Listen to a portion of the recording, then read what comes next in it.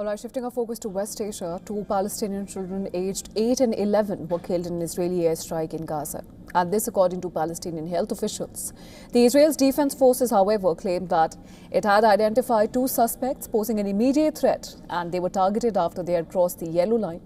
Now, the yellow line is a boundary separating Gaza from Israel. Later, IDF clarified that they killed 3 Palestinians in 2 separate incidents, allegedly for crossing the yellow line in Khan Yunis and Rafah.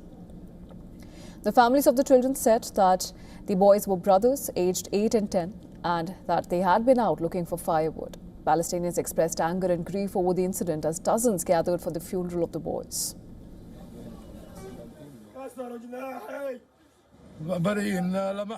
Innocent children who have no rockets and no bombs, they were gathering firewood to help their disabled father who has platinum plates in his legs. We went and found them in pieces and we brought them back. As the fragile ceasefire deal continues to hang by a thread, Health Ministry in Gaza has said that more than 70,000 people have been killed since the war between Israel and Hamas erupted 2 years ago.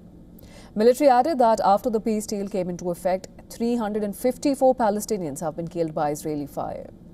Meanwhile, people in Tel Aviv took out a rally demanding the return of the remaining 2 bodies of Israeli hostages, which are still held by Hamas in Gaza. The father of one of the hostages, whose body is still in Gaza, claims that Hamas is playing games and has urged the Israeli government to ensure the return of the bodies as soon as possible.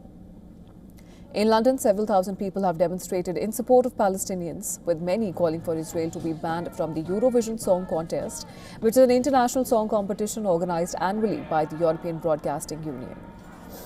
Pro-Palestinian protests were also held in Paris and Rome, with protesters criticizing the fragile ceasefire, accusing Israel of daily violations and obstructing humanitarian aid.